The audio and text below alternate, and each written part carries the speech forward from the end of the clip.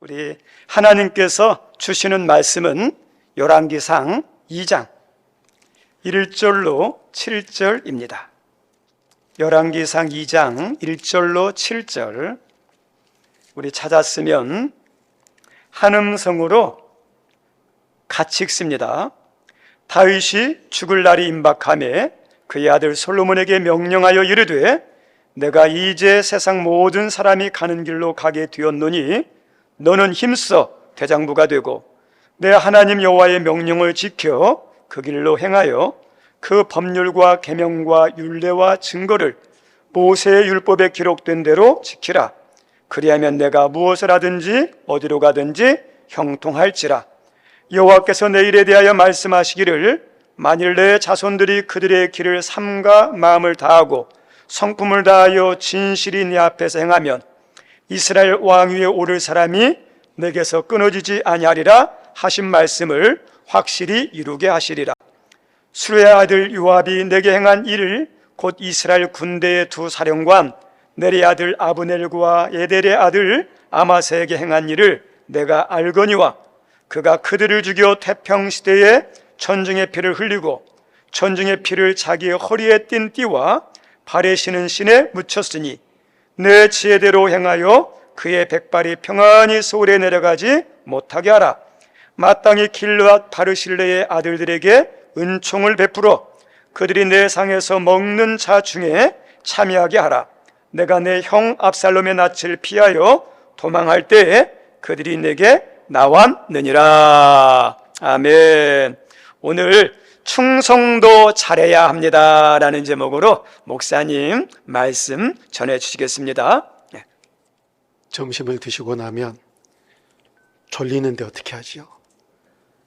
그냥 졸리면 평안히 잘 주무세요.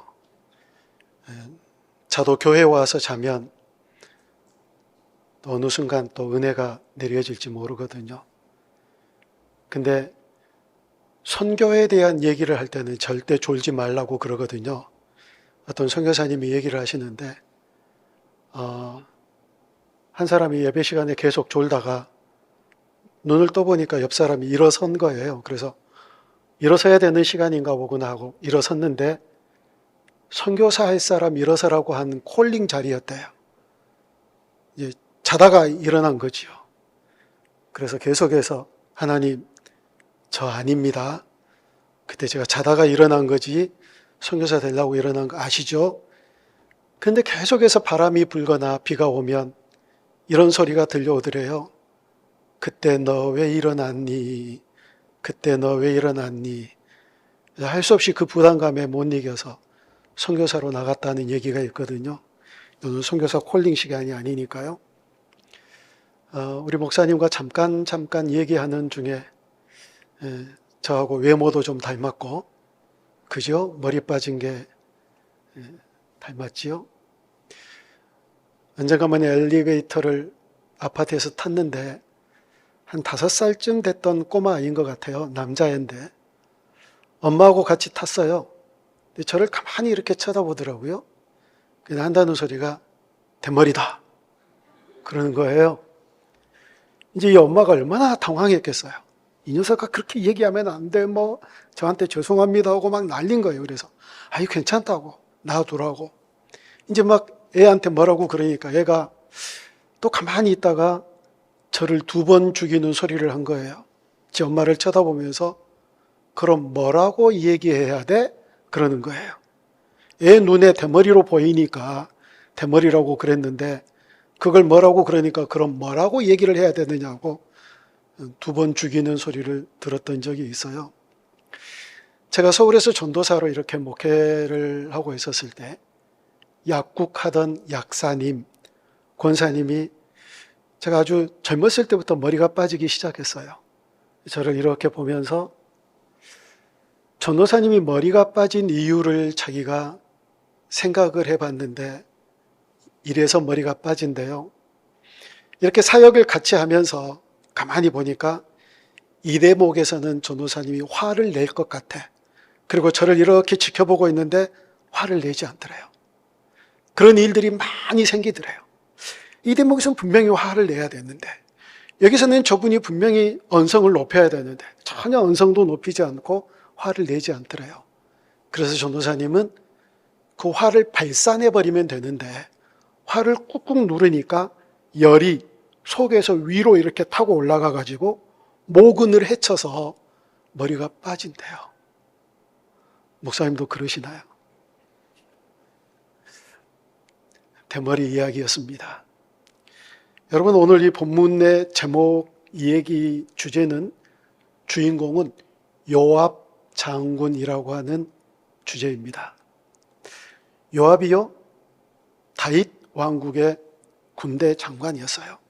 얼마나 다윗에게 충성을 많이 했는지 모릅니다. 다윗이 아둘람 굴에서 그 다윗을 따르는 사람들과 함께 도망 다녔던 시절부터 시작해서 압살롬의 반역이 이제 거의 마지막 치닫잖아요. 그때까지 다윗 옆에 딱 붙어서 얼마나 충성을 다했는지 모릅니다. 요압은 그런 1등 공신이었습니다. 그런데 오늘 본문에 뭐라고 그러지요? 다윗이 뭐라고 얘기하느냐면 자기 아들 솔로몬에게 야, 이 요압 살려두지 말라, 이렇게 얘기를 해요. 그렇게 1등 공신인데, 그런 충신인데, 그런 놀라운 충성스러운 헌신을 다윗 왕과 함께 했었는데 다윗은 요압을 인정을 하지 않아요. 왜냐하면 잘못된 충성했기 때문에 그렇습니다. 그런데 일단 이 다윗과 요압은 정말 하나된 그런 공동체였거든요. 말씀드렸지요? 그 광야에 피신당할 때, 여러분, 다윗의 인생은요, 피신당할 때 그리고 왕궁에 있었을 때 뭐 크게 달라지지 않습니다. 다윗은 피신당할 때 오히려 그 영성이 뛰어났지요. 어디를 가든지 하나님께 묻고, 누가 쳐들어오면은요, 도망갈 때도 하나님, 도망갈까요 말까요? 도망가라 하면 도망갔고, 머물라 하면 머물렀고, 피신 중에서도 이 전쟁 할까요 말까요? 전쟁하라고 그러면 했고, 하지 말라고 하면 하지 않았고, 철저하게 하나님께 묻고 하나님과 동행하는 그런 인생을 살았던 사람이 다윗이었는데, 그 모든 상황 속에서 다윗과 철저하게 하나 된 그런 공동체가 바로 다윗 공동체였고, 거기에 1등 공신이 바로 요압이었습니다. 그런 걸 이렇게 쭉 살펴보면 교회가요, 정말 든든하려면 하나가 되어야 됩니다. 여러분, 제가 이렇게 전주 온누리교회를 몇 년도에 서울에 있다가 부임해 왔느냐면 2002년도 월드컵 할 때 왔어요. 딱 20년 동안 이렇게 목회하다가 이제 작년 크리스마스 때 은퇴를 했는데, 그때 가가지고 목회를 시작하면서 굉장히 큰 한 3, 4년, 5년 정도 있다가 큰 결단을 해야 될 필요가 있었는데, 지금 제가 알고 보니까 이 하늘물교회는 통합 측이더라고요. 교단들이 있죠. 근데 저희 교회는 합동 측에 소속이 되어 있었습니다. 근데 교단을 이렇게 들여다보니까 너무 저에게 맞지를 않는 거예요. 하나님 보시기에도 기뻐하지 않아 보였습니다. 다는 아니겠지요. 그런데 적어도 제가 속해 있는 노회, 교단이 그래 보여서 거기를 빠져나왔던 적이 있었어요. 그때 성도들이 약 작년이 한 600명, 700명 정도 되었을 때였었습니다. 저는 그 교회를 개척한 목사가 아닙니다. 낙하산 타고 2대 목사로 그 교회를 갔어요. 총회에다가 제가 노회를 옮기겠다, 이 노회는 정말 나하고 맞지 않는다, 그걸 허락을 안 해준 거예요. 그래서 공동의회를 해서 이렇게 교단을 빠져나오는 일을 하는데요, 이제 아시는 분은 아시겠지만 이게 굉장히 어렵습니다. 교단을 빠져나간다는 게. 근데 그럴 수 있었던 게 당회가 그리고 교회가 똘똘 뭉쳐서 하나가 됐어요. 어느 누구도 틈을 타고 들어와 가지고 조금 반대하는 사람들을 부추겨 가지고 이 일을 그르치게 하는, 그럴 수가 없을 만큼 물 셀 틈 없이 하나였었습니다. 이제 잠깐 제가 좀 설명을 해드리자면, 제가 전주 온누리교회 부임해서 17년 동안 거기서 사역을 하고 있었고요. 2018년, 19년쯤 돼서 교회가 굉장히 커졌어요.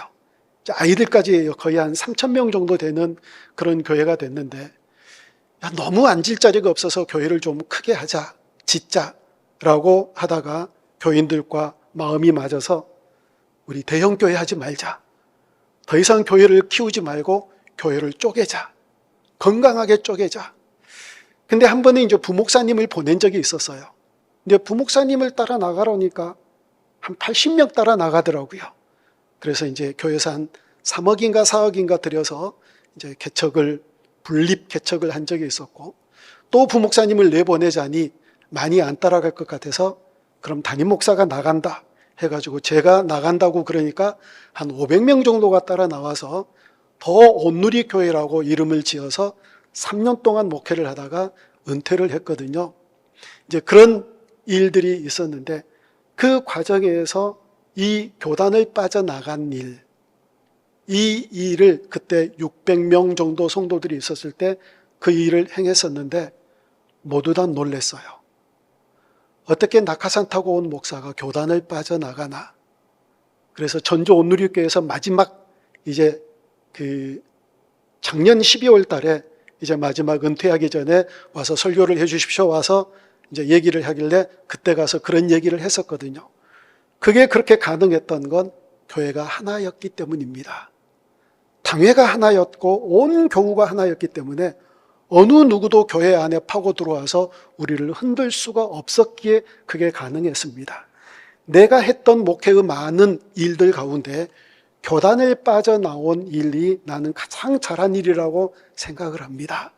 그래서 하나님께서 머리를 많이 쓰다듬어 주셔서 제가 머리가 많이 없어졌습니다. 그 얘기를 한 적이 있었거든요. 여러분, 교회가 하나가 되어야 됩니다. 다윗은 그 어려운 상황 속에서도 그 공동체가 철저하게 하나였습니다.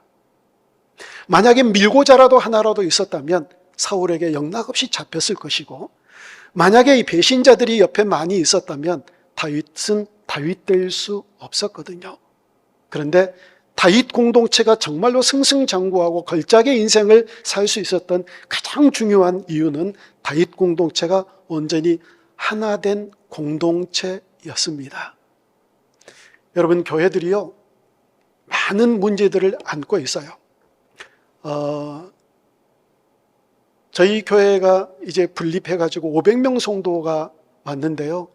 코로나 기간 동안 또 많은 분들이 오셨는데 대부분 수평 이동입니다. 수평 이동해서 이렇게 저렇게 많이들 오셨는데, 그래서 어떻게 보면 이 교회에서 또 저 교회에서 이런 문화 저런 문화들을 경험한 분들이 많이 있어가지고 하나이게 힘들겠죠. 그런데 별로 힘들지 않습니다. 왜 힘들지 않느냐면 우리가 한 분 예수님을 믿잖아요. 여러분, 세상의 조직 같으면 이게 하나가 되지 못해요. 여러 많은 교회에서 힘들고 어렵고 문제를 경험하고 그러다가 온 분들이 굉장히 많아요. 놀라지 마십시오. 저희들이 분립개척한 다음에 7주 만에 코로나가 터졌어요. 근데 2년 만에 배가가 됐어요. 지금 현재 장년 성도수가 1200명이 넘어요. 코로나 기간이었음에도 불구하고 그렇게 많이 교회를 찾아오는 그런 교회가 됐어요. 많은 분들이 걱정을 해요. 저 교회는 어떻게 잘 할 수 있을까?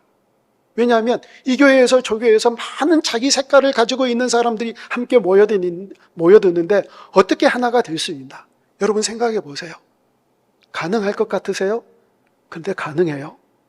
더 온누리교회의 핵심 가치는 예수님처럼이라는 가치를 가지고 있어요. 우리가 믿는 분이 한 분이고 우리의 교과서가 한 권이에요. 이런저런 교과서 참고서가 있는 게 아니에요, 여러분. 우리가 믿고 있는 성경이 한 권이고 우리가 믿고 있는 분이 한 분 하나님이세요. 그러니 어떤 환경과 어떤 생각을 가지고 있더라도 하나가 될 수 있는 조직이 바로 교회 조직인 줄로 믿습니다. 그래서 교회는 하나가 되어야 돼요. 여러분, 여러분의 부부와 그리고 여러분의 가족, 자녀들 천국에 가면 계속 가족이 될 것 같으세요? 천국에 가면 어떻게 될까요? 안 돼요. 그래서 너무 가족에게 얽매이지 마셔요. 성경에 이런 얘기가 나와 있죠. 한 여자가 시집을 갔어요. 근데 그 남편이 죽었네요. 그러면 형수 취소 제도라는 게 있어서 그 다음 아들에게 시집을 가요. 대를 이어야 되니까. 근데 또 죽어요. 그래서 7 남자가 다 죽어버려요. 그러면 천국에 가면 이 여자의 남편은 누가 되겠느냐라고 하는 질문 끝에 거기는 시집도 아니하고 장가도 아니 간다. 이 얘기는요, 천국은요, 여기에 모인 하늘 가족이 진짜 가족이라는 얘기예요. 왜 그러는지 아세요? 내가 너무너무 사랑하는 남편, 내가 너무너무 사랑하는 아내, 그리고 너무 사랑하는 자녀가 모두 다 천국을 가면 너무 좋은데 나는 천국 가고 내가 너무 사랑하는 내 자녀가 지옥 갔다고 한번 생각해 보세요. 그러면은 천국에서 지옥을 바라보면서 팔을 동동 굴려요. 어떻게? 내 아들이, 내 딸이 저기 있어. 어떻게? 내 배우자가 저기 있어. 어떻게? 이게 천국이에요? 아니, 천국 가가지고 발을 동동 굴러요? 천국 가가지고 안타까운 마음으로 막 어찌할 줄 모르는 곳이 바로 천국인가요? 그건 천국 아니에요, 여러분. 아니, 천국에서 어떻게 안타까워해요? 천국에서 어떻게 발을 동동 구를 수가 있나요? 천국은 그런 곳은 그런 곳 같으면 여러분 가지 마세요. 이 세상과 똑같은데요. 천국은 그런 곳이 아니에요. 그러니까 내 가족, 내 사랑하는 사람이 지옥에 가 있다 할지라도 감각이 없는 거예요. 왜냐하면 지금 현재 우리가 살고 있는 이 가족은요, 지금 여러분들이 드라마를 찍고 있는 것과 똑같아요. 최불암하고 김혜자하고 부부예요, 아니에요? 언제 부부예요? 드라마를 안 보시는군요. 성경만 너무 보지 마시고 드라마도 보고 그러셔요. 전원일기에서만 부부예요. 그 드라마 끝나면 각자 남편, 각자 부인에게 찾아가요. 이거하고 똑같아요. 그리고 가서 영원히 함께 살 가족은 여기에 모인 하늘 가족이에요. 하늘문 가족이에요. 그러니까 이 가족과 하나 되고 이 가족과 온전한 공동체가 되어야 함께 천국에 가는 거예요. 여러분, 그래서 지금 우리는 드라마를 찍고 있다가, 여러분 드라마에 보면 주인공이 뭐 몇 회 나오다가 그냥 죽어서 없어지기도 하고, 또 어떤 사람은 끝까지 가기도 하고 그러잖아요. 그것과 똑같다고 보시면 돼요. 그래서 가장 중요한 공동체는 하나된 공동체가 되어야 돼요. 제가 목회했던 전주 온누리교회는 본당이 300평이 돼요. 그게 그냥 커요. 넓어요. 뭐 대형교회에 비하면 아무것도 아니지만 그래도 300평이면 꽤 크겠지요. 그런데 교인들이 와가지고 새신자들과 이렇게 면담하고 얘기를 하다 보면 어떤 얘기를 하냐면 교회 들어오니까 따뜻하대요. 저는 그게 이해가 안 됐어요. 그 황한 교회가, 지붕도 엄청나게 높은 그 황한 교회가 어떻게 따뜻할까요? 여러분, 왜 따뜻한 온기를 느낄까요? 히터를 잘 틀어놨을까요? 난방기구가 훌륭해서일까요? 아니요. 성도들이 하나 된 모습들이 모든 사람들에게 보이는 거예요. 그러면 돼요. 여러분, 사람들이요, 거의 귀신 수준이에요. 보면 알아요. 이 교회는 하나 된 교회인지 아니면 마음이 나누어진 교회인지 그거 보면 알거든요. 다윗 공동체가 온전한 공동체가 될 수 있었던 것은 온전한 하나됨이었어요. 나만 장군이, 엘리사 선지자가 문둥병 열린 나만 장군에게 요단강에 7번 들어갔다 나왔다라고 하라고 그랬죠. 나만 장군이 처음에 뭐라고 그랬는지 아세요? 내 생각에는, 이렇게 얘기를 해요. 내 생각에는 엘리사가 나와서 어디가 아프신가요? 이렇게 저렇게 대접도 하고 이렇게 저렇게 얘기도 하고 어떤 조치를 해야 되는데 나와보지도 않고 종을 시켜서 요단강에 들어왔다 나왔다 하라고 그런다. 이게 말이 안 된다고 생각하는 거예요. 만약에 나아만 장군이 내 생각에는 하고 자기 생각대로 했다고 그런다면 문둥병 고침받지 못했을 거예요. 여러분, 교회는 전부 다 자기들 생각이 있어요. 그런데 이상하지요? 교회를 건축하는데 누가 해요? 건축학과 졸업한 장로님이나 집사님이 하는 게 아니라 목사님이 주도해서 해요.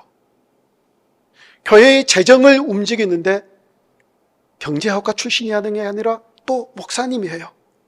왜 그러느냐면 모두 다 자기 생각을 가지고 있기 때문에 자기 생각대로 하면 교회가 엉망이 되어져 버려요. 하나가 되지 않아요. 그래서 목사님 중심으로 목사님의 마음에 합당하게 늘 기도하며 하나님께서 주신 마음을 가지고 목회를 하는 게 바로 교회예요. 제가 그렇게 교회를 목회하면서 제일 미안했던 게 그거예요. 선교회의를 조직을 해요. 근데 선교회의를 하면 선교위원들이 입 딱 닫고 있어요.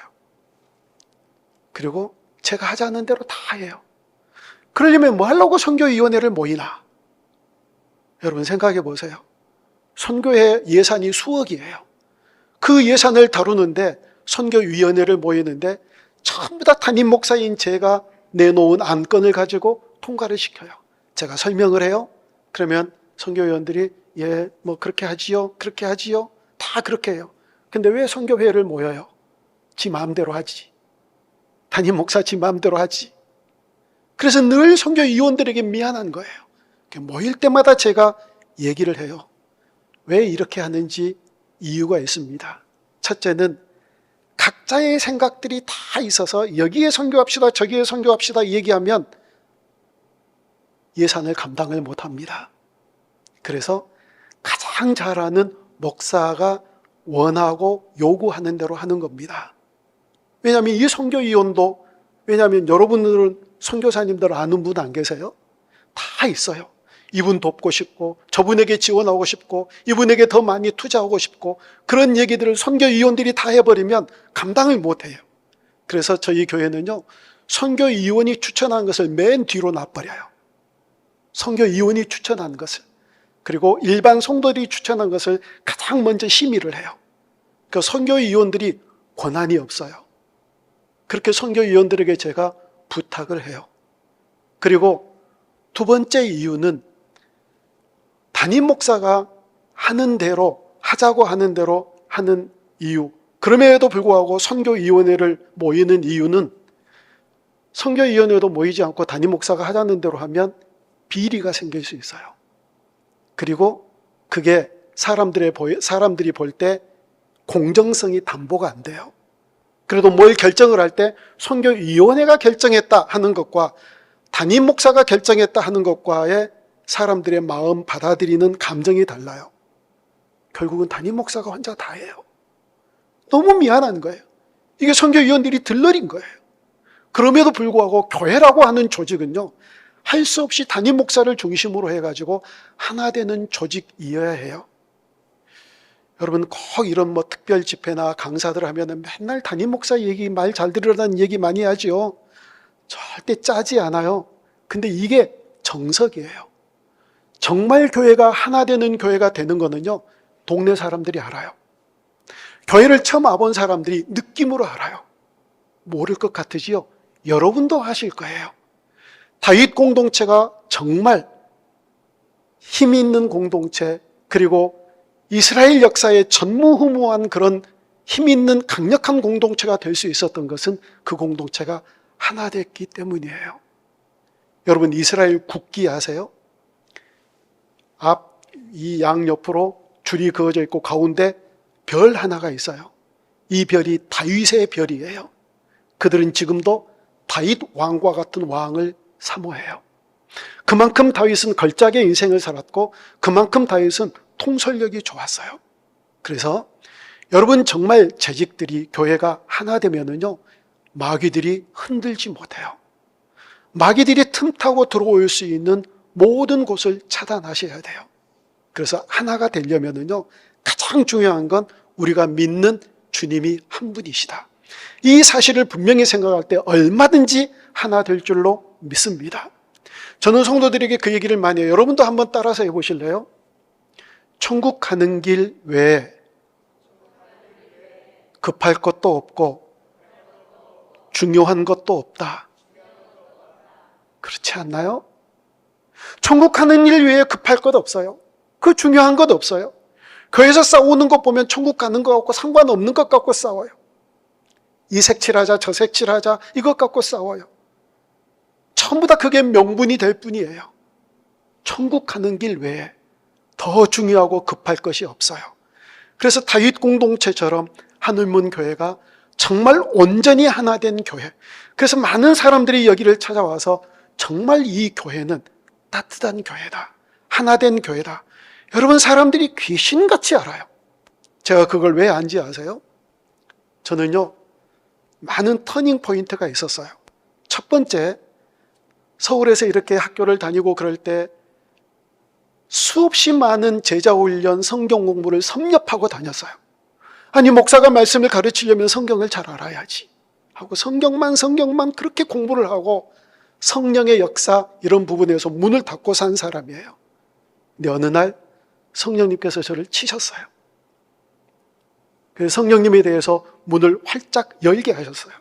그런데요, 그 성령님에 대해서 눈이 떠지기 시작하고 성령님 앞에 엎드리기 시작하고 성령의 역사를 경험하기 시작할 때 교인들이 귀신같이 알아요.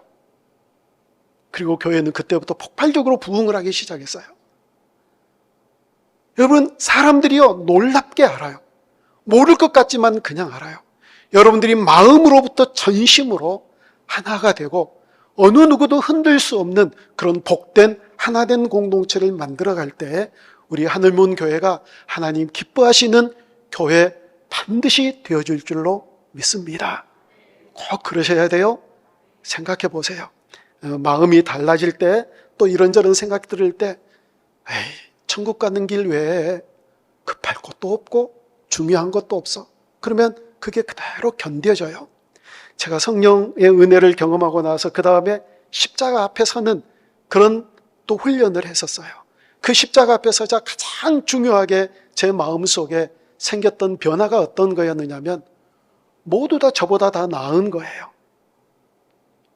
여러분, 예수님 십자가 앞에 서면 그래, 내가 그래도 김 집사보다 좀 낫지. 쟤는 뭐 새벽기도도 안 하고 내가 누구보다는 더 나아. 나는 이렇게 헌신하고 저렇게 헌신하니까 비교가 얼마든지 돼요. 왜 비교할 수 없겠어요? 비교가 되지요. 근데 하나님 앞에 서 보세요. 그 비교거리가 자랑거리가 될까요? 다 똑같은 죄인이거든요. 여러분이 십자가 앞에 서면 내가 얼마나 심각한 죄인인가를 알게 돼요. 사람들이 대부분 십자가의 경험을 헛것으로 해요. 여러분, 십자가는 어떻게 바라보세요, 십자가를? 야, 예수님이 저렇게 아픔을 당하셨구나. 예수님이 저렇게 고통을 당하셨구나. 어떻게 아프셨겠다, 힘드셨겠다. 이거 아니에요, 여러분. 예수님이 걸어가신 그 십자가의 길은요, 예수님이 맞으셨던 그 채찍은요, 내가 맞는 거예요, 내가. 나를 오버랩 해가지고 봐야 돼요. 어떻게 예수님 그게 아니라, 예수님이 아니셨다면 하나님이 나를 저렇게 취급하셨겠다. 예수님이 아니셨다면 하나님에게 내가 저렇게 당했겠다. 내가 저렇게 채찍을 맞고 내가 저렇게 가시면류관을 썼고 내가 저렇게 조롱을 당하고 내가 저렇게 큰 고통에 처했었겠구나. 이런 눈으로 봐야지. 나는 저기 멀로 유체이탈해가지고 저기 멀리서 어떻게 예수님 힘드셨겠다, 고통당하셨겠다. 빵점이에요. 십자가를 보는 게 그게 아니에요. 내 이름표 달고 우리 주님이 십자가에 달려 죽으셨어요. 그런데 내가 뭐라고요? 내 잘난 게 뭐가 있나요? 드러낼 게 뭐가 있나요? 남보다 더 나은 게 그게 무슨 소용이죠? 아까 말씀드렸죠? 충성된 사람들에게 면류관 씌워주실 텐데 요한계시록에 보면 그 면류관마저도 하나님께 벗어 올려드린다고요. 부끄러운 거예요. 내가 뭐 충성했다고, 내가 뭘 잘한 게 있다고. 예수님이 십자가 앞에 서니까, 어린 양 예수 앞에 서니까 그것마저도 도무지 민망해서 쓸 수가 없어서 면류관 벗어서 하고 찬송도 하잖아요. 그렇게 벗어 던져 드릴 수밖에 없는 그런 존재인데 내가 뭐라고? 십자가 앞에 서면 내 존재가 어떤 존재인가를 알게 돼요. 근데 이걸 모르는 사람들은요, 내가 의로워 보이고 내가 좀 괜찮아 보이고 나 정도 되니까 나를 위해서 예수님이 십자가에 달려 죽으셨겠지? 천만에요. 로마서 5장 6절, 8절, 10절에 보면 내가 연약할 때에, 내가 죄인 되었을 때에, 내가 원수 되었을 때에 그리스도께서 나를 위하여 죽으셨다. 여러분, 이 얘기가 무슨 얘기예요? 아니, 내가 똑똑했을 때가 아니라, 내가 건강했을 때가 아니라, 내가 좀 뭔가 괜찮았을 때가 아니라, 연약했을 때, 죄인 되었을 때, 원수 되었을 때 그리스도께서 나를 위하여 죽으셨다. 이게 얼마나 놀라운 일이세요? 여러분이 만약에 누군가를 위해서 대신 죽어야 된다면 누구를 위해서 죽으실 거예요? 사랑하는 누구? 금쪽 같은 내 자식? 그래도 좀 가능성이 있는 어떤 미래가 촉망한 누구? 이런 사람들 위해서 죽어야 내 죽음이 개죽음 되지 않잖아요. 헛된 죽음이 안 되잖아요. 그런데 우리 주님은요, 우리가 연약했을 때에, 우리가 죄인 되었을 때에, 우리가 하나님과 원수 되었을 때, 아니야, 나는 그 세 가지 속해 끼지 않아. 이게 바로 큰 교만이에요. 그렇게 나를 위해서 죽으셨는데 내가 뭐라고요? 내가 뭐가 대단하다고요? 내가 뭔가 보잘것 있다고요? 그럴 수 없는 거예요. 그 한 주님을 믿는다면 그 주님 중심으로 해서 온전한 하나, 반드시 그런 공동체 되어질 줄로 믿습니다. 두 번째는요, 여러분 아까 우리 김찬미 권사님이 기도하실 때 제가 기도를 자세히 들으면서 은혜와 함께 같이 기도를 했는데, 맨 처음에 기도할 때 섬김이라고 하는 단어를 사용하셨고 또 뒤에 또 섬김이라는 단어를 사용하셨어요. 왜 우리가 섬긴다라고 얘기를 할까요? 재직들은요, 섬기는 사람이 되어야 돼요. 이제 이건 진리 아니에요. 이건 교회마다 문화가 다를 수 있어요. 우리도 그렇게 하자 해가지고 교회 공동체가 그렇게 하면 할 수 있고 아니면 안 할 수 있는데, 저희 교회는요, 직분자를 세울 때 일체의 헌금을 받지를 않아요. 일체. 왜냐하면 직분자를 임직식을 할 때 저는 축하 순서도 아예 없애버려요. 축사를 안 해요. 축사. 그걸 뭘 축사를 하냐? 집사가 되고 권사가 되고 장로가 되는 건 위로를 해야 된다. 어떻게 해요? 이제 장로가 돼서 더 힘든 길을 걸으셔야 되는데 어떻게 해요? 권사님 돼서 더 섬김의 길을 걸어야 되고 더 겸손하게 더 낮아져서 순종해야 되는데 안 된대요. 위로를 해야 되지 무슨 축사예요? 그게 무슨 감투인가요? 그게 무슨 관인가요? 아니에요. 그래서 저희들은 임지식 할 때 위로하라고 그래요. 안 됐어요, 장로님. 장로님 되신 것을 위로해요. 막 이렇게 위로해요. 그렇지 않으니까 장로님들이 무슨 권위의 옷을 입고 또 뭐가 되면 권위의 옷을 입고 사니까 한국교회가 엉망이 되는 거예요. 저는 목사들에게도 그 얘기 많이 해요. 목사가 뭔지 아느냐? 종놈이다. 예수님이 하나님의 종이라고 그러셨어요. 그럼 예수님을 우리가 주인이라고 모시면 종의 종놈들이 바로 목사들이에요. 목사들이 무슨 목에다가 힘을 주고 목사들이 무슨 권위의 옷을 입느냐? 목사들이 입는 권위의 옷은요, 말씀의 권위밖에 그 외에 하나도 없어요. 여러분, 저는 목사님들을 존중하라고 그렇게 얘기를 해요. 이유가 뭐냐면 목사님을 존중하지 않으면 목사님이 설교하는 설교가 은혜가 안 돼요. 목사님을 존중해야지 그 목사님의 말씀에 권위가 생기는 거예요. 그리고 그 말씀이 은혜가 되고 그 말씀에 순종할 수 있는데, 아이고 저 목사 아무것도 아니야, 존중하지 않으면 거기서 나온, 입에서 나온 어떤 말씀이 은혜가 되겠어요? 그래서 말씀 때문에 존중하라고 그래요. 그것 외에는 아무것도 존중할 것이 없다. 목사도 똑같은 죄인이거든요. 근데 무슨 목에다가 힘을 주고 뭘 권위의 옷을 입어요? 말씀의 권위 외에는 아무런 권위도 입을 사람이 없는 거예요. 다 섬기는 거예요. 섬김이 몸에 배어야 돼요. 이 교회는 어떤가요? 누구든지 무슨 일이 있으면 앞장서서 섬기고, 누구든지 그것이 내 일이라고 먼저 나서고, 그런 섬김의 본을 보일 때 아름다운 공동체 되어질 줄로 믿습니다. 제가 어느 교회에 가가지고 무슨 세미나를 듣는데 그 목사님이 정말 재미있는 얘기를 했어요. 여러분, 섬김이라고 하는 것은 자리를 내어주는 일이에요. 새신자들이 오면 이 교회는 내 자리에서 일하라고 뒤로 빠지세요, 아니면 들어오기만 해 하고 담장을 치는 교회예요? 어떤 교회인가요? 새신자들이 오면은요, 당신이 내 자리에서 일해. 그 일할 거리가 있어야 새신자들이 내가 이 교회에 필요한 존재구나 라고 인식을 하게 돼요. 근데 오래 묵은 6년근 홍삼처럼 오래 묵은 교인들이 자기 자리 딱 지키고 있어서 내 자리 누가 뺏기만 해봐. 어떤 분은요, 예배 드리는 앉은 자리까지 자기 자리를 만들어서 누군가 그 자리에 앉아 있으면 빗기라고 얘기하는 교인들도 있대요. 그래서 묵은 교인들이 거기 자리에 앉아서 절대 자기 자리를 내주지 않는 교회는 절대 부흥하지 않아요. 아세요? 새신자들이 일할 자리를 내어주고, 그래서 자기는 그 새신자들도 섬기는 삶을 살아야 되거든요. 그래서 이 목사님이 설교할 때 이렇게 얘기하는 거예요. 새신자들이 와가지고 전 교인 체육대회를 하는데, 여러분 피구 있잖아요. 피구.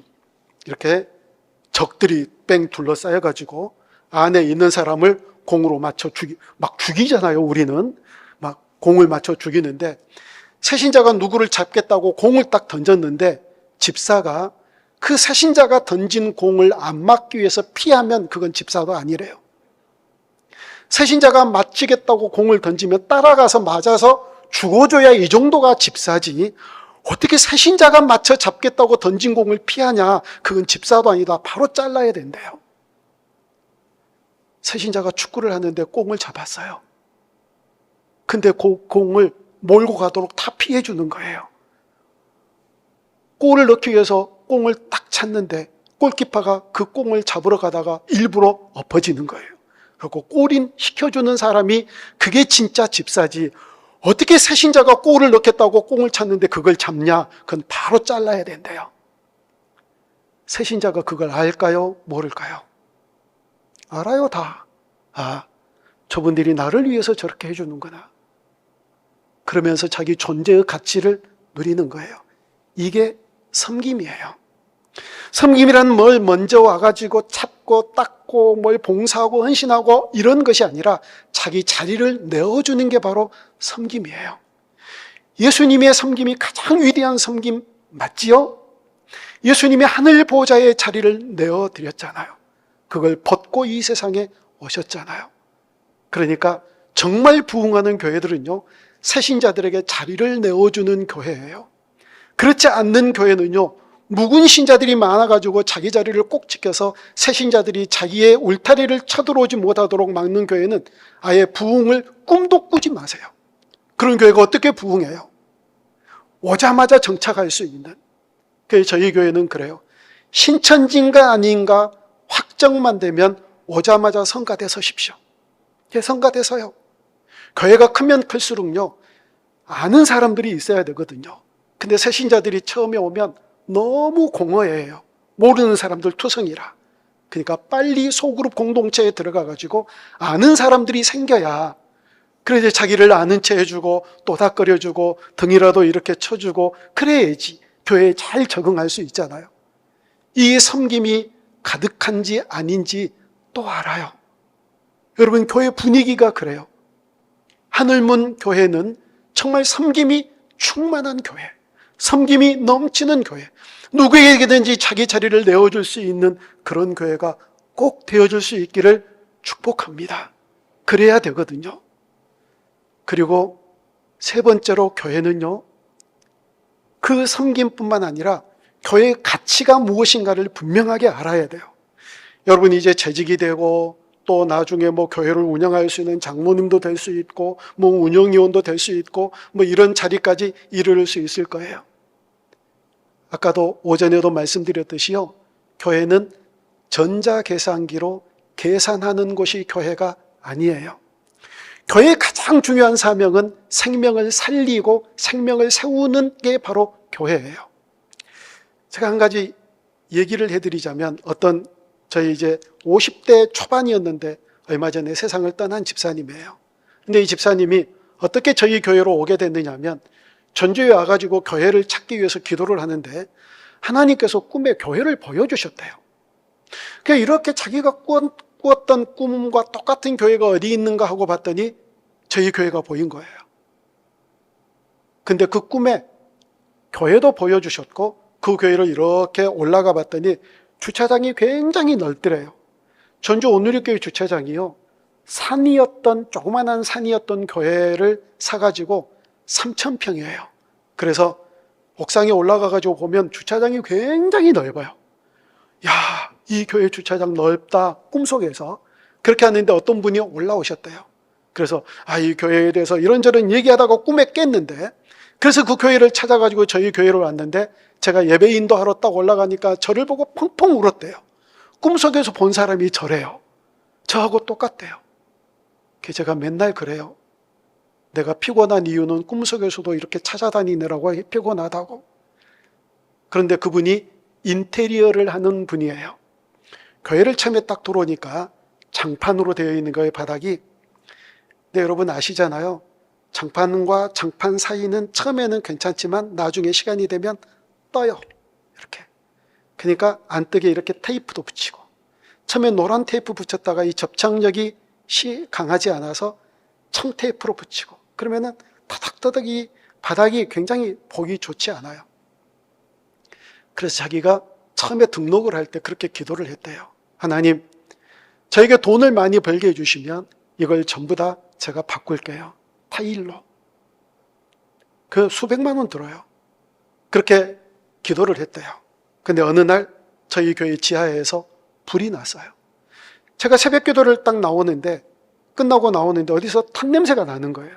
그 지하에 가보니까 한 문을 하나 딱 열어봤더니, 교육관이 3개인데 문을 열어봤더니 연기가 쫙한 거예요. 그래서 관리 집사를 불렀더니 관리 집사님이 뒤쪽에 가가지고 문을 여니까 연기가 쫙 빠져나갔어요. 이 벽에 나무로 되어 있는데 그 안에 전기선이 합선이 돼가지고 불이 모락모락 올라오기 시작한 거예요. 그리고 그 위에 하얀 벽을 이렇게 그을렸어요. 이제 불 끄고 제가 그 집사님에게, 인테리어를 하는 분이니까 이거 좀 잘 고쳐라 했는데 이분이 고쳤어요. 근데 제가 보기에도 조금 과하게 했어요. 돈이 많이 들어가게. 안 해도 될 걸 이렇게 한 것 같아요. 그 청구를 60만 원을 청구를 했어요. 재정위원장 장로님에게. 제가 볼 때도 좀 과하긴 했어요. 근데 재정위원장님이 이걸 지출을 안 해요. 뭐라고 지출을 안 하느냐면, 내가 했으면 3만 원이면 했다. 근데 60만 원에다 들었다고 지출을 안 하는 거예요. 그래서 제가 사람을 보냈어요. 장로님, 계산해 보시라. 이분이 지출을 안 해가지고 상처받아가지고 나가는 게 이익인가, 계속해서 남아서 11조를 계속 하는 게 이익인가, 계산기 두들겨 보라고. 계산 안 나오나요? 바로 나와요. 1, 2개월만 11조 하면은 60만 원 그냥 채워줘요. 근데 이분이 그거 지출을 안 받아가지고 입금이 안 돼서 상처받아가지고 교회 나가면 바로 손해나요. 그래서 재정위원장님이 바로 지출을 했어요. 그리고 나서 한 달 후에 이 집사님이 저에게 와서, 목사님, 제가 기도하고 소원한 대로 이거 바꿀게요. 수백만 원 들여서 그거 쫙 바꿨어요. 상처받아서 나갔으면 어떨 뻔했나요? 교회는 생명을 살리고 세우는 것이 바로 교회지 절대 계산하는 것이 아니에요. 아무리 손해를 보더라도 생명을 살리는 일에 투자하면 하나님께서 채워주실 줄 믿습니다. 아니, 우리가 아까 오전에 읽었잖아요. 벗과 이웃을 모아서 잔치를 벌이면 더 많은 돈이 들어가요. 그런데 그게 귀하고 그게 너무나도 중요한 문제였기 때문에 손해를 보면서라도 우리 주님은 잔치를 베풀고 파티를 열었잖아요. 그래서 여기에 초점을 맞추고 포커스를 맞추면 하나님께서 복을 내려주세요. 하나님이 복 주세요. 하나님이 이 교회를 부흥케 하시고 하나님이 이 교회를 통하여서 놀라운 영혼 구원의 역사를 이루어 가실 줄로 믿습니다. 저는 어디에 가서든지 얘기해요. 선교하지 않는 교회는 죽은 교회입니다. 선교는 사명이 아니에요, 여러분. 선교를 사명이라고 생각하는데 사명이 아니라 선교는 존재 이유예요. 교회를 하나님께서 존재케 하신 이유, 우리를 지금 살려두신 이유, 우리를 데려가시지 않고 우리의 생명이 붙어있게 하신 이유는 바로 선교하기 위함이에요. 왠지 아세요? 하나님께서 죄 지은 이후에 예수님을 보내시기로 약속한 게 영혼 구원하기 위함이에요. 아니, 그게 선교잖아요. 여러분, 성경의 역사 아세요? 우리 목사님에게 아마 교육 잘 받으셨을 거예요. 창조시대 때부터 예수님 오실 때까지를 구약이라고 얘기를 해요. 자, 구약. 신약 말고 구약. 한자로 그대로 얘기해 볼래요? 우리 청년. 한자를 표시하면 구약. 옛날 약속. 옛날 약속. 새끼손가락 걸어서 꼭꼭 약속해. 약속이라는 건 내용이 있어야 되잖아요. 무슨 내용이죠? 구약. 그 옛날 약속은 어떤 약속인가요? 내가 너희들을 그 영혼을 건지기 위해서 예수 그리스도를 보내주시겠다고 약속하신 게 구약이에요. 예수님 오실 때부터 종말 때까지 신약이라고 그래요. 신약은 새로운 약속. 새끼손가락 걸어서 뭘 약속했을까요? 승천하신 그 예수님을 다시 보내시겠다는 약속. 이게 구약이고 이게 신약이고 이게 성경이에요. 모든 성경의 주인은 그래서 주인공은 예수님이세요. 영혼 구원하기 위해서 예수님을 보내시겠다. 이 세상을 심판하기 위해서 재림주 다시 오실 예수 그리스도를 보내시겠다. 이게 성경이에요. 결론은 뭐냐면 영혼 구원을 하기 위해서 보내시겠다는 거예요. 그 영혼 구원을 위해서 우리가 존재하는 거예요. 교회가 존재하는 거고 우리가 존재하는 이유예요. 선교는 여러분 사명이 아니에요. 존재 이유예요. 그래서 이 사명을 가지고 생명을 살리고 생명을 세우기 위해서 교회가 그와 같은 가치관을 가지고 나아갈 때 하나님께서 이 교회를 통하여서 놀라운 일들을 이루어 가실 줄 믿습니다. 그러면 결론으로 여러분 아까도 말씀드렸어요. 요압은요 본격적으로 등장을 할 때는 이 사울의 진영과 다윗의 진영이 싸움을 할 때예요. 사울 진영의 군대 장관은 아브넬이라고 하는 군대 장관이었어요. 다윗의 군대 장관은 요압이었어요. 근데 요압은 두 명의 형제가 있어요. 아사헬 그리고 아비새. 이제 두 진영이 이제 전쟁을 하기 위해서 엘라 골짜기에서 모였거든요. 근데 이 두 장군이 이렇게 얘기를 해요. 다 싸울 것 있냐? 너희 가운데서 12명 보내라. 우리 가운데서 12명 보낼게. 해서 24명이 대표로 전쟁을 해요. 전쟁이 끝이 안 나요. 다 죽어요. 그러면 다음에 어떤 약속을 해야 되잖아요. 우리 전면전을 하자. 아니면 휴전해가지고 뭐 다르게 하자. 뭐 이렇게 얘기를 해야 되는데 바로 요압 진영에서 아브넬 진영을 공격을 해요. 근데 아브넬이 갑자기 공격을 하니까 피신을 하다가 보니까 발빠른 아사헬이라고 하는 이 요압의 동생이 계속 아브넬을 쫓아가요. 그러니까 아브넬이 도망가면서 얘기해요. 나 쫓아가지 말아라. 전공을 세우려면 다른 데를 찾아라. 내가 너와 맞서서 너를 죽이면 네 형을 내가 어떻게 보겠느냐. 근데도 아사헬은 계속해서 쫓아가다가 아브넬에게 죽어요. 그때부터 이 요압 장군이 아브넬을 향하여 깊은 원한을 갖게 돼요. 그러다가 여러분들이 잘 아는 대로 통일 이스라엘이 되죠. 사울이 죽고 그리고 다윗이 전체 12지파를 거느리는 통일 이스라엘 왕이 되었을 때, 자, 군대 장관은 누가 되어야 될까요? 유다 지파와 그리고 또 한 지파를 거느리고 있었던 이 다윗의 군대 장관 요압이 되어야 될까요? 아니면 10지파를 거느리고 있었던 사울의 군대 장관 아브넬이 되어야 될까요? 헷갈리죠? 이거 틀림없이 아브넬이 돼야 돼요. 왜냐하면 아브넬의 군대가 훨씬 많으니까. 이걸 눈치채고 요압이 아브넬을 살짝 불러다가 비겁하게 칼을 꼽아서 죽여버려요. 아브넬을. 이유는 자기 동생을 죽였다는 그 이유 때문에 그래요. 그리고 다윗이 그 아브넬의 죽음을 얼마나 슬퍼하는지 몰라요. 굉장히 애곡하며 애가를 지으며 아브넬의 죽음을 슬퍼해요. 그리고 압살롬의 죽음 때 또 이런 일이 있었어요. 여러분, 압살롬이 반역해가지고 요압 장군과 이제 아브넬이 전쟁을 할 때 다윗이 어떻게 얘기를 하느냐면 모든 국민이 들을 수 있도록 이렇게 얘기를 해요. 내 아들 압살롬을 만나거든 너그럽게 대해달라. 아비의 심정이죠. 아빠를 죽이고 왕권을 찬탈하겠다고 하는 그 배은망덕한 이 페류나 같은 압살롬이었지만 아들이잖아요. 그래서 내 아들을 너그럽게 대해달라고 그랬는데 압살롬이 머리에 상수리 나무에 머리칼이 걸려서 대롱대롱 하고 있었을 때 신하가 이 다윗의 명령을 듣고 못 죽여요. 내 아들 압살롬을 너 그렇게 대해달라고 하는 얘기를 듣고 다윗 왕 때문에 그 압살롬을 못 죽이니까 아브넬이 와가지고 압살롬을 쳐 죽여버려요. 다윗이 얼마나 슬퍼했을까요? 압살롬이 전쟁이 끝나고 집에 돌아갔는데, 성에 들어갔는데 들리기를 다윗이 울고 있대요. 다윗이 너무너무 힘들어한대요. 압살롬 죽음 때문에. 그러니까 아브넬이 뭐라고 그런지 아세요? 아브넬 말도 또 맞기도 해요. 왕이시여, 당신이 지금 압살롬 죽음 때문에 이렇게 슬퍼하면 우리는 도대체 뭐냐? 압살롬을 죽인 우리는 뭐가 되느냐? 그래가지고 아들 이름에 대한 슬픔도 이기지를 못하도록, 가누지를 못하도록, 그 울지도 못하도록 해버린 사람이 바로 아브넬이에요. 그리고 그 반역 때 세바의 반란 때 아마샤라고 하는 군대 장관이 있었는데, 이 군대 장관도 이인자가 되려고 그러니까 요압이 살그머니 불러내가지고 또 죽여버려요. 요압은요, 다윗에게 충성을 했는데 지 멋대로 충성을 한 거예요. 다윗이 하지 말라고 한 것 한 거예요. 그렇게 여러분, 성경에는요, 죽도록 충성해가지고 제 대우를 받지 못한 사람 1위 요압이에요. 아세요? 요압이 그런 사람이에요.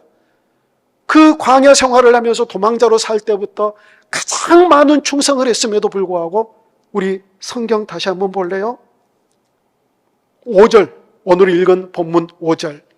수리의 아들 요압이 내게 행한 일, 곧 이스라엘 군대의 두 사령관 네르 아들 아브넬과 에델의 아들 아마샤에게 행한 일을 네가 알거니와, 그가 그들을 죽여 태평시대의 전쟁의 피를 흘리고 전쟁의 피를 자기의 허리에 띤 띠와 발에 신에 묻혔으니 내 지혜대로 행하여 그의 백발이 평안히 서울에 내려가지 못하게 하라. 평안히 못 죽게 하라. 어떻게 이 충신에게 이런 유언을 할 수 있을까요? 어떻게? 그렇게 충성을 다했는데, 그 광야 때부터 그 수많은 역사 속에서 이 많은 충성을 한 요압에게 어떻게 이런 유언을 할 수 있느냐고요. 왜요? 그렇게 충성을 했는데도 다윗 왕의 마음에 맞지 않는 충성을 했으니까요. 1등이 요압이니까요. 성경에 나온 인물 가운데서. 여러분, 그런 충성하시면 안 되잖아요. 신앙생활도 마찬가지예요. 내가 이 길이 맞는 신앙의 길이야라고 열심히 가가지고 종착역에 딱 섰는데 예수님이 거기 아니야. 그래버리면 어떻게 하지요? 그렇게 충성하고 헌신했는데 그거 아니야. 요압이에요. 자기 멋대로 충성해서. 그래서 솔로몬에게 요압이 죽어요. 처참하게 죽어요. 다윗이 그렇게 얘기를 하는 거예요. 나에게 충성했기 때문에 나는 이 요압을 어떻게 하지 못한다. 너는 나와 입장이 다르다. 네가 처단해라. 이 얘기를 지금 하는 거예요. 그리고 솔로몬은 이 요압을 아버지의 유언을 따라 처단을 해요. 충성 잘 하셔야 돼요. 헌신도 잘 하셔야 돼요. 내 마음에는, 내 생각에는이 아니라 무엇이 주님이 기쁘시게 하는 일인지, 무엇이 주님이 원하시는 일인지 충성 잘해야 충성스럽다라고 칭찬을 받지요.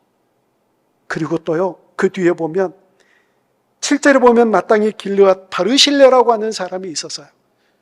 그 압살롬의 피신 때 도망 다녔었는데 바르실레가 돈이 좀 많았던 사람이 모양이에요.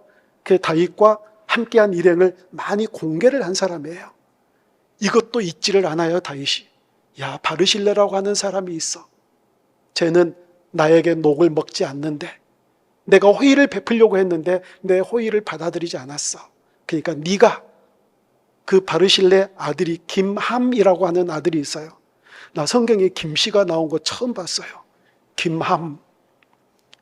이 바르실레의 아들을 네가 선대하라는 얘기가 이 유언이에요.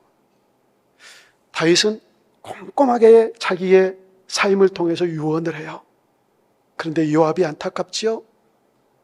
충성해도 내 멋대로 충성하면, 내 생각대로 충성하면, 내 마음대로 충성하면 요압과 같은 꼴을 만나요. 주님이 무엇을 원하시는지, 하나님께서 무엇을 기뻐하시는지, 우리 교회를 통한 하나님의 뜻이 무엇인지 다시 말씀드려요. 예수님 믿는 사람들이 어떻게 예수님의 뜻과 무관하게 삶을 살아갈 수 있나요? 어떻게 예수님께 관심이 없이 살아갈 수 있나요? 이게 우리 한국교회의 불행이에요. 예수님 어디로 가버린 거예요? 교회에 나와서 예배드리면, 아니 아까 찬양할 때 그랬잖아요. 내가 걸어가는 길이 길이 되고 내가 사는 삶이 삶이 되고 그곳에서 예배한다고.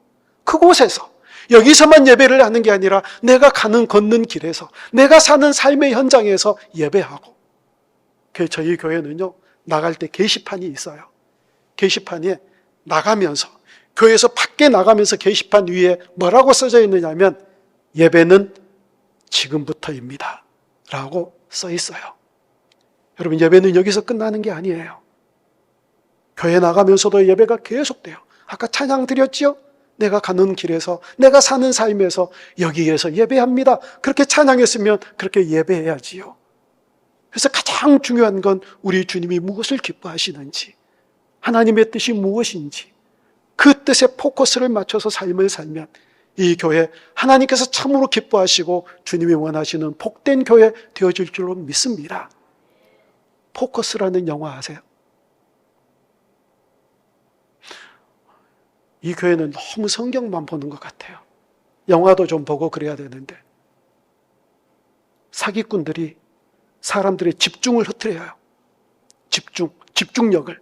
그래가지고 집중력을 흐트려서 눈을 계속 보고 이쪽에서 훔치고, 계속해서 발을 쳐다보면서 여기서 훔치고, 집중력을 흐트려 포커스를 흐리는, 그러면서 사기를 치고 소매치기를 하고 도둑질을 한다는 얘기가 바로 포커스예요. 사탄은요, 우리의 집중력을 흐트려요. 우리의 집중력을. 예수님에게 집중해야 되는데 그 집중력을 흐트려요. 하나님의 뜻에 집중해야 되는데 그 집중력을 흐트려요. 앞에 앉아있는 사람 아는 체 한번 해보실래요? 이쪽 어깨를 두들기면서 이렇게 내다보세요. 앞에 앉아있는 사람이 이쪽을 쳐다볼까요? 이쪽을 쳐다볼까요? 이쪽 어깨를 두드리고 이렇게 내다보면 다 이쪽을 쳐다봐요. 이게 집중력을 흐트리는 거예요. 마귀는 우리의 집중력을 흐트려요. 예수님께로 집중해야 되는 집중력, 하나님의 뜻에 맞춰야 되는 이 포커스, 이걸 흐트려서 우리를 넘어뜨리는 거예요. 사랑하는 하늘문 가족 여러분, 예수님의 뜻에 맞게 하나님의 뜻대로 포커스를 잘 맞춰서 삶을 살아갈 때 하나님께서 기뻐하시는 교회, 하나님의 모든 일들을 이루어가는 복된 교회 되어줄 줄로 믿습니다. 정리합니다. 섬김을 잘 하십시오. 섬김이 몸에 배야 돼요. 섬김이. 모든 분들에게서 섬김이. 뭘 하면은 손이 막 5개, 6개가 앞에 나와야 돼요. 서로 섬기려고. 그러는 교회는 복 받아요. 하나 되셔야 돼요. 마귀는 우리의 아킬레스건이 어디인지를 가장 잘 알아요. 기가 막히게 귀신처럼 알아요. 그래서 어떤 마귀도 틈타지 못하도록, 안으로 들어오지 못하도록 하나가 되는 그런 공동체 되셔야 돼요. 생명을 세우고 살리는 일을 가장 위대한 가치로 삼아서 요압처럼 그렇게 충성하고도, 이건 너무 슬픈 얘기잖아요. 안타깝잖아요. 안 그래요? 이게 너무 속타는 일이에요. 어떻게 그렇게 충성스럽게 일을 하고 다윗에게, 주군에게, 왕에게 이런 대우를 받느냐고요. 그런 대우 받으면 안 되잖아요. 오직 왕의 뜻에 맞게, 하나님의 뜻에 맞지 않게 자기 마음에 맞는 충성을 했기 때문에 그러는 거잖아요. 우리 재직들이 이 말씀을 마음에 잘 새겨서 정말 주님 원하시는 아름다운 교회 만들어가는 주역 되실 수 있기를 주님의 이름으로 축복합니다. 기도합니다. 하나님,